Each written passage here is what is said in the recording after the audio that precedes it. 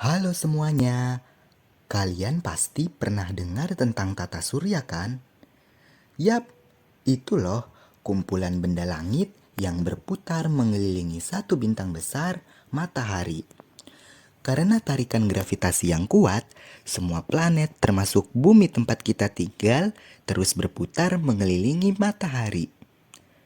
Sistem seperti inilah yang kita sebut sebagai tata surya. Nah, tata surya yang kita kenal sekarang memiliki matahari sebagai pusatnya. Model tata surya inilah yang disebut sebagai model heliosentris. Tetapi kalian tahu nggak, kalau dulu masyarakat di Eropa lebih mempercayai planet bumi sebagai pusat tata surya. Mereka percaya kalau bumi adalah pusat alam semesta. Menurut mereka juga, matahari dan planet lainlah yang mengelilingi bumi. Model tata surya yang mereka yakini ini disebut dengan model geosentris. Namun ternyata tidak semua orang Eropa setuju dengan pandangan geosentris. Ada salah seorang tokoh astronom yang berani membantah dengan tegas model geosentris. Ia terang-terangan menentang kepercayaan yang sudah dipegang selama ratusan tahun. Ia berkata, bukan matahari yang mengelilingi bumi, tapi bumilah yang bergerak mengelilingi matahari. Sebuah klaim yang mengguncang pada zamannya. Siapakah dia? Dan bagaimana ia menyampaikan kebenaran yang mengubah dunia?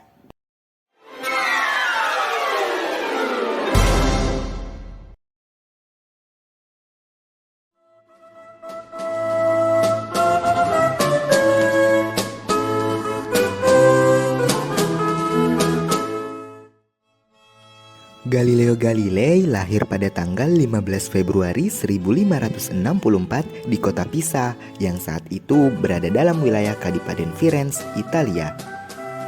Ia merupakan anak sulung dari pasangan Vincenzo Galilei dan Giulia Amanati. Ayahnya, Vincenzo sendiri adalah seorang pemusik dan teoritikus musik yang terkenal pada masanya. Galileo tidak lahir dari keluarga bangsawan, melainkan kalangan menengah yang terdidik. Meskipun keluarganya bukan bangsawan, bagi keluarga Galilei, pendidikan tetap menjadi nilai penting. Sejak kecil, ayahnya memperkenalkan Galileo pada metode berpikir eksperimental melalui musik dan matematika. Galileo kecil dididik di biara Camaldos di Vallombrosa, hanya sekitar 2 tahun sebelum dikeluarkan ayahnya, karena ayahnya khawatir anaknya akan menjadi seorang biarawan.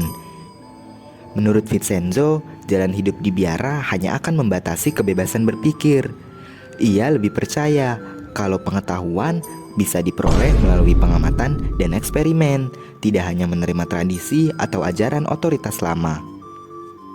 Akhirnya, pada tahun 1581, sesuai dengan harapan keluarganya, Galileo dikirim oleh ayahnya untuk mendaftar gelar kedokteran di Universitas Pisa. Namun, minatnya justru tertuju pada matematika dan filsafat alam. Galileo tidak menganggap serius studi medis yang ia ambil. Terbukti dari aktivitas Galileo yang seringkali menghadiri kursus-kursus matematika. Memahami bahwa ia memiliki minat di bidang lain, Galileo memutuskan untuk berhenti berkuliah. Ia meninggalkan Universitas Pisa pada tahun 1585 tanpa pernah meraih gelar kedokterannya. Galileo pun kembali ke Florence, kampung halamannya. Ia mulai menjalin koneksi dengan sejumlah cendekiawan dan bangsawan di sana. Di Florence, Galileo mulai dikenal sebagai seorang guru privat matematika.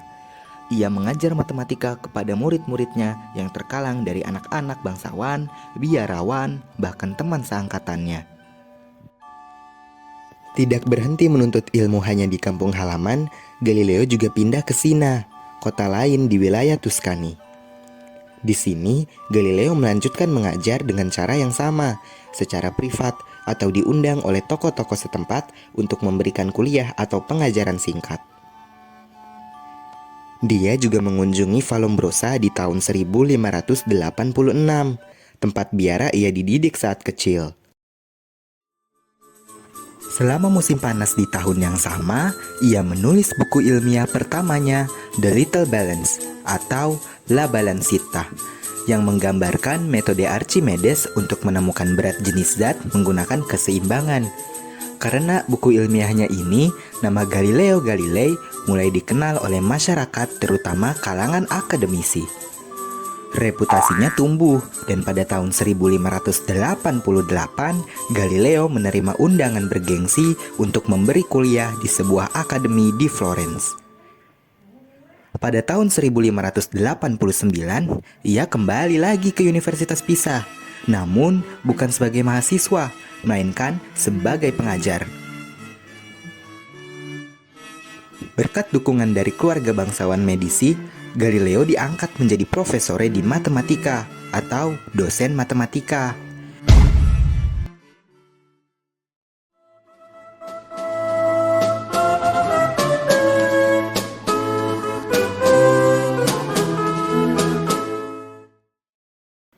Tahun 1591, Galileo Galilei menghadapi kehilangan besar. Ayahnya, Vincenzo Galilei, sosok yang menanamkan kecintaan pada ilmu pengetahuan, meninggal dunia di Florence. Sebagai anak tertua, Galileo harus menanggung kebutuhan keluarganya. Gajinya sebagai profesor matematika di Pisa terlalu kecil, memaksa ia untuk mencari pekerjaan yang lebih baik. Setahun kemudian, pada 1592, ia diterima sebagai profesor matematika di Universitas Padua, wilayah Republik Venesia, dengan bayaran 3 kali lipat lebih tinggi. Ia pun meninggalkan Florence dan menetap di Padua. Di kota ini, Galileo tinggal dalam rumah kontrakan sederhana yang juga menjadi ruang belajarnya. Di Padua, Galileo sebagai Professor of Mathematics mengajar geometri dan astronomi bagi mahasiswa kedokteran yang saat itu memerlukan dasar astrologi untuk praktik medis. Di sela-sela pengajaran, Galileo mulai terang-terangan menolak pandangan Aristoteles tentang dunia alam, menandai awal perlawanan ilmiahnya yang kelak akan mengguncang Eropa. Pada periode ini, Galileo juga terus mengembangkan alat bantu ilmiah. Salah satu penemuannya yang cukup populer di kalangan militer adalah sebuah kompas geometrik dan militer, sebuah alat multifungsi yang dapat digunakan untuk mengukur sudut, memperkirakan jarak, bahkan menghitung peluncuran proyektil. Alat ini kemudian ia patenkan dan ia jual kepada para perwira militer. Tidak hanya itu, Galileo juga membuat termometer primitif yang berbasis perubahan tekanan udara dan tidak memiliki skala angka. Termometer buatan Galileo Galilei ini adalah cikal bakal dari termometer modern yang kita kenal saat ini. Selama tinggal di Padua, Galileo menjalin hubungan dengan Maria Gamba. Mereka membesarkan 3 anak mereka bersama. Anak pertama mereka, Virginia, lahir tahun 1600. Disusul Livia, lalu Vincenzo pada tahun 1606. Bertahun-tahun kemudian, kedua putrinya masuk biara Fransiskan di luar Florence. Virginia menjadi Suster Maria Celeste dan Livia dikenal sebagai Suster Archangela. Suatu hari di tahun 1609, masih di kota Padua, Galileo mendengar kabar menarik dari mantan mahasiswanya, Jacques Badefer, yang menyebutkan bahwa di Belanda, seorang pembuat lensa tadi kenal telah merakit alat optik yang memungkinkan objek yang jauh tampak dekat. Seperti yang kita tahu, alat ini kita kenal sebagai teleskop. Kabar menggeparkan ini menyebar ke seluruh Eropa. Namun, Galileo tidak mengetahui siapa penemunya secara pasti.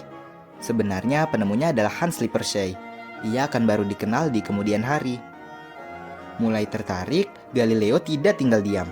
Tanpa melihat alatnya langsung, dengan deskripsi 2 lensa, 1 cembung, dan 1 cekung disusun dalam tabung, Galileo mulai merancang model teleskopnya sendiri. Setelah beberapa hari percobaan, Galileo berhasil membuat prototip awal dari teropongnya. Ia terus menyempurnakannya hingga bisa mencapai pembesaran 8 kali lipat, bahkan 20 kali lipat, dan menjadikannya lebih unggul dari model-model Belanda yang pertama muncul.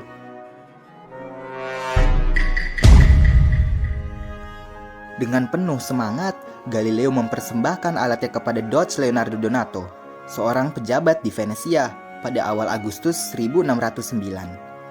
Sebagai balasan atas temuannya ini, Galileo diangkat menjadi profesor seumur hidup di Universitas Padua dengan gaji yang cukup tinggi. Di suatu malam pada akhir tahun 1609, Galileo mencoba terobosan yang fantastis.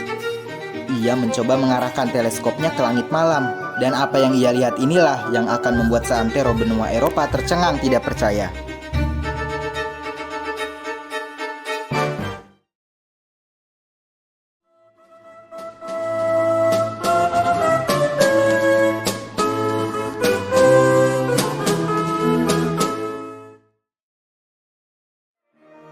Malam itu, lensa teleskop Galileo menangkap bulan. Galileo mengamati bulan secara serius. Ia menemukan bahwa permukaan bulan tidaklah rata. Terdapat gunung, lembah, bahkan kawah. Bayangan pada permukaan bulan juga menunjukkan pencahayaan yang miring, seperti di bumi. Pengamatan ini bertentangan dengan pandangan Aristoteles bahwa benda langit itu mulus dan sempurna.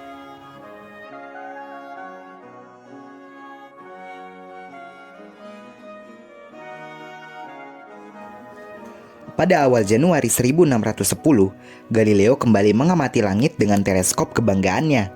Ia mengamati planet terbesar di tata surya kita, Jupiter. Ia menyadari bahwa ada 3 bintang kecil di dekat Jupiter yang tersusun dalam garis lurus. Berhari-hari lamanya, Galileo terus mengarahkan teleskopnya ke langit, memperhatikan benda-benda kecil di sekitar Jupiter. Ia pun menyadari bahwa objek-objek itu tidaklah diam, melainkan berpindah posisi dari malam ke malam, terkadang di sisi kanan Jupiter, terkadang di sisi kirinya. Memasuki minggu kedua bulan Januari, ia mengamati 1 benda tambahan, hingga jumlahnya menjadi 4. Dari pengamatan yang teliti ini, Galileo sampai pada kesimpulan mengejutkan. Keempat benda tersebut bukanlah bintang, melainkan satelit, dan mereka mengelilingi Jupiter, bukan bumi. Ia pun menyebut satelit Jupiter ini sebagai bintang-bintang Medici atau Medicean Stars dalam rangka menghormati keluarga Medici. Kini dikenal sebagai satelit Galilean, yakni Io, Europa, Ganymede, dan Callisto. Ini menghancurkan kepercayaan masyarakat yang mengatakan bahwa semua benda langit mengelilingi bumi. Pengamatan-pengamatan yang dilakukan Galileo ini dimuat pada bukunya yang diterbitkan pada bulan Maret 1610, Sidereus Nuncius, atau Utusan Berbintang dalam bahasa Indonesia. Buku ini memuat deskripsi teleskop dan cara menggunakannya, temuan permukaan bulan, observasi satelit Jupiter, serta pengamatan hasil rasi bintang juga Bima Sakti. Orang pertama yang Galileo beritahu soal observasinya adalah Cosimo II de Medici, temannya di Florence. Ia mengirimkan salinan buku dan teleskopnya kepada temannya ini. Sebagai imbalan, Galileo diangkat sebagai matematikawan dan filsuf agung untuk Grand Duke of Tuscany, sebuah jabatan mewah pada masanya. Di bulan Juni, Galileo kembali berpulang ke Florence. Di sini adalah awal mula perjuangan paling beresiko dalam hidupnya, membela heliosentrisme secara terbuka.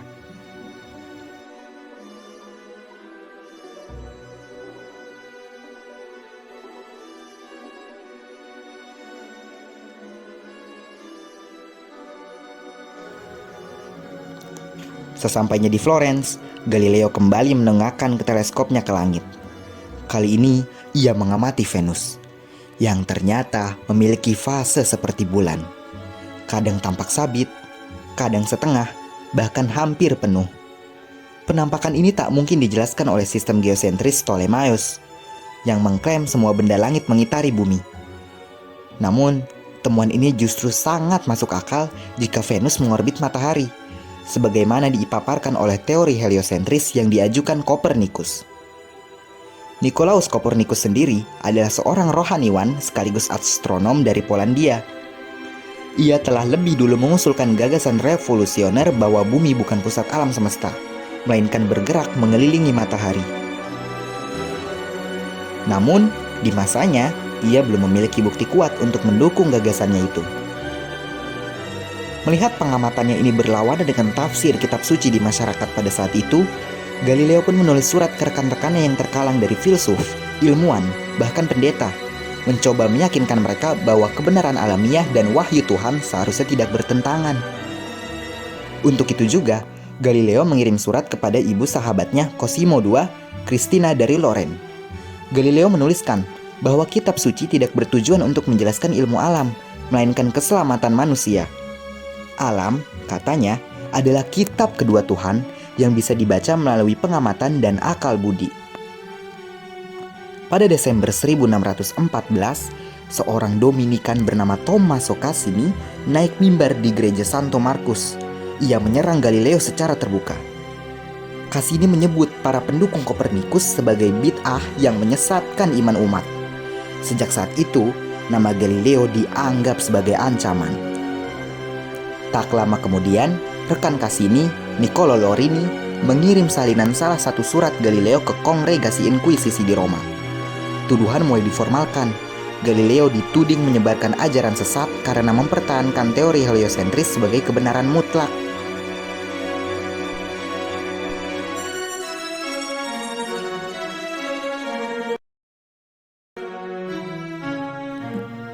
Akhirnya, Galileo dituding menyebarkan ajaran sesat karena mempertahankan teori heliosentris sebagai kebenaran mutlak.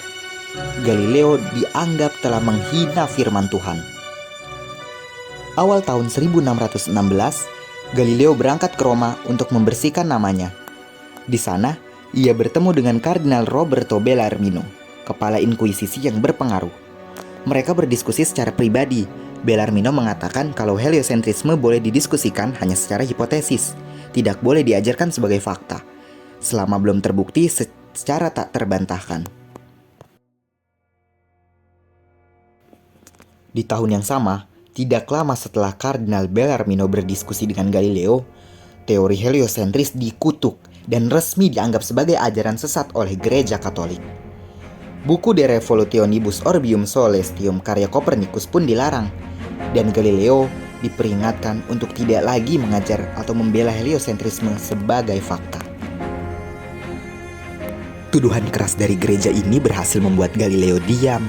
Ia tidak lagi terlalu aktif membahas heliosentrisme. Namun, di tahun 1623, Maffeo Barberini, seorang kardinal yang dulu adalah pendukung sains, diangkat menjadi paus yang baru, Paus Urbanus yang ke-8. Galileo merasa ini adalah kesempatan aman untuk kembali mempublikasikan ide heliosentrisnya. Ia pun menerbitkan sebuah buku dialog.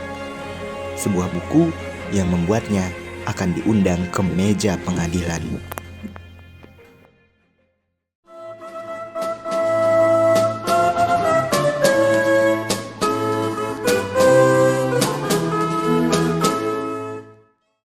Begitu teman Galileo, Maffeo Barberini, diangkat menjadi Paus Urbanus yang ke-8, Galileo merasa optimis bahwa zaman keterbukaan terhadap heliosentrisme telah tiba.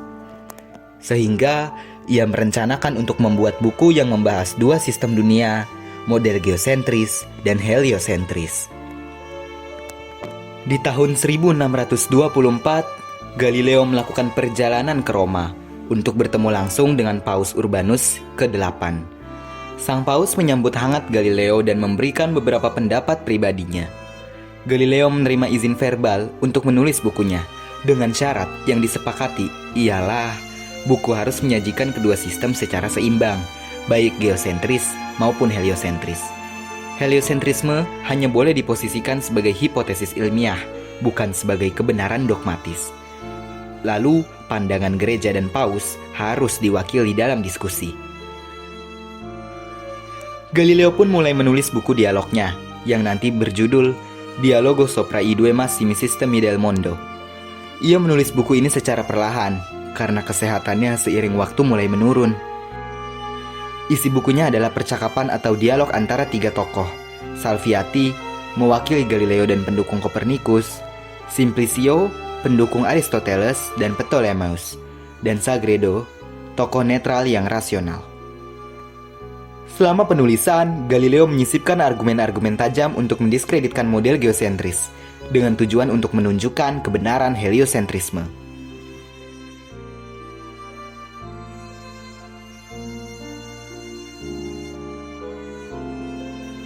4 tahun berlalu. Di tahun 1629, ia menyelesaikan naskah bukunya. Sehingga pada April 1630, ia berencana mencetak bukunya di Roma. Namun, wabah pes saat itu melanda Roma, sehingga proses percetakan dipindahkan ke Florence. Hal ini menunda proses penerbitan bukunya. Di bulan Juni, akhirnya Galileo memperoleh persetujuan bersyarat dari Sekretaris Vatikan untuk menerbitkan Dialogo. Tetapi lagi-lagi, penerbitan bukunya tertunda karena proses sensor dan birokrasi. Sampai akhirnya di tahun 1632, bukunya resmi diterbitkan. Dialogo sopra i due massimi sistemi del mondo mulai mencuri perhatian publik karena argumennya yang kuat mendukung Kopernikus. Banyak pembaca menilai tokoh Simplicio, sang pendukung geosentris, terlalu bodoh atau tampaknya mewakili sang paus.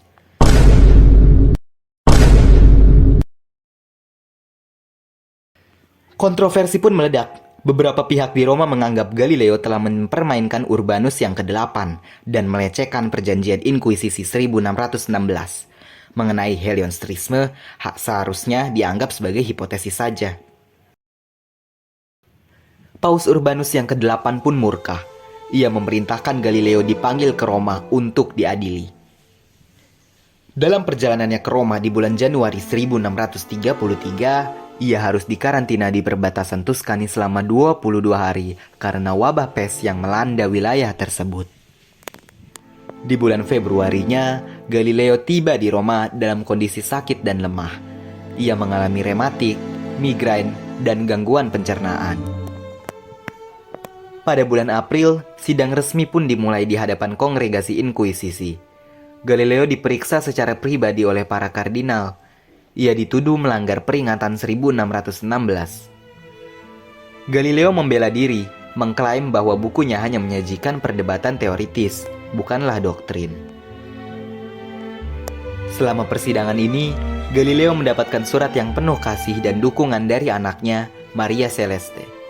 Maria Celeste memperingati ayahnya mengenai kesehatannya dan untuk terus berdoa kepada Tuhan. Ia tidak ingin ayahnya khawatir berlebihan.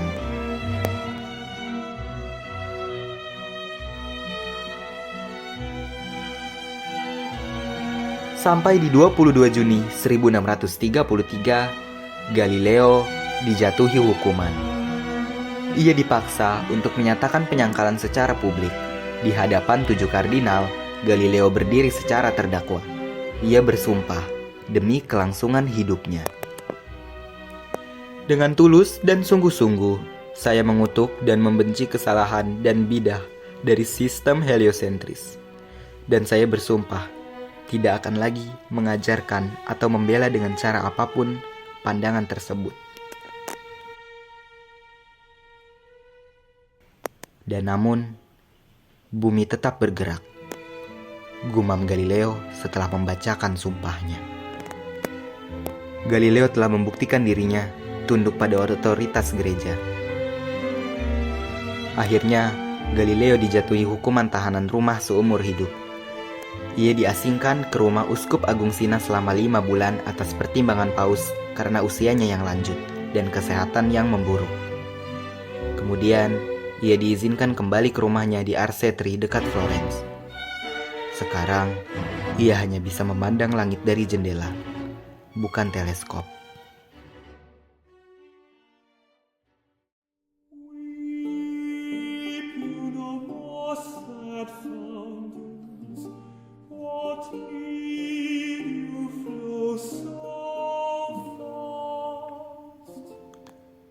Galileo kembali ke rumahnya di Arcetri, dekat dengan biara tempat tinggal putri-putrinya, Maria Celeste dan Arcangela. Meski Galileo menetap di sana, ia tetap dalam status tahanan. Kegiatannya dibatasi, ia tidak boleh bertemu banyak orang, bahkan surat-surat dari luar untuknya harus diperiksa lebih dulu. Seperti biasanya, Maria Celeste tetap terus mengirim surat-surat kepada ayahnya. Sosok putri pertamanya ini menjadi satu-satunya penyemangat bagi Galileo.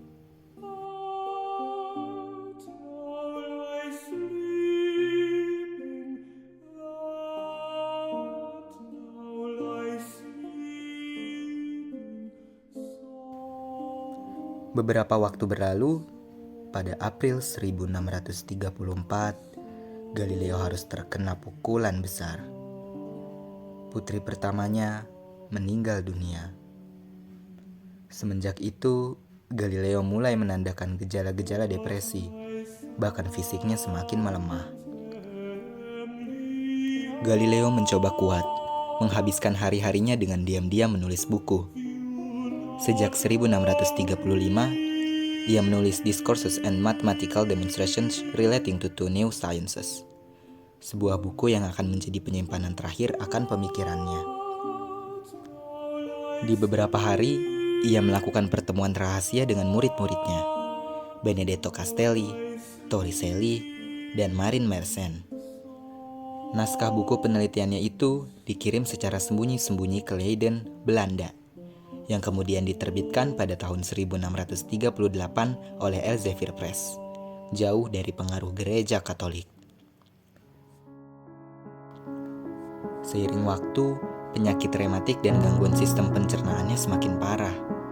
Bahkan di tahun 1637, ia mengalami kebutaan di kedua matanya. Meski buta, Galileo tetap berdiskusi tentang ilmu pengetahuan yang ia wariskan kepada para muridnya. Karena kondisinya yang mulai lebih parah ini, gereja sedikit melonggarkan pengawasan mereka pada Galileo. Pada 1638, Galileo mengirim surat kepada Castelli mengenai betapa semakin frustasinya ia ditahan oleh gereja.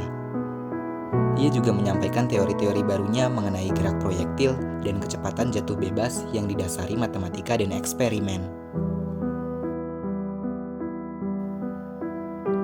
Di sekitar tahun 1641, Galileo juga mengirim surat kepada murid terakhirnya, Torricelli, yang nantinya akan menjadi penemu barometer, alat untuk mengukur besar tekanan udara. Di dalam suratnya, Galileo mendukung muridnya ini untuk terus melanjutkan eksperimen tentang fluida dan tekanan udara. Ia bahkan memuji Torricelli sebagai anak sulung dari filsafat yang baru. Selama ini juga, buku-buku Galileo mulai tersebar luas di Eropa.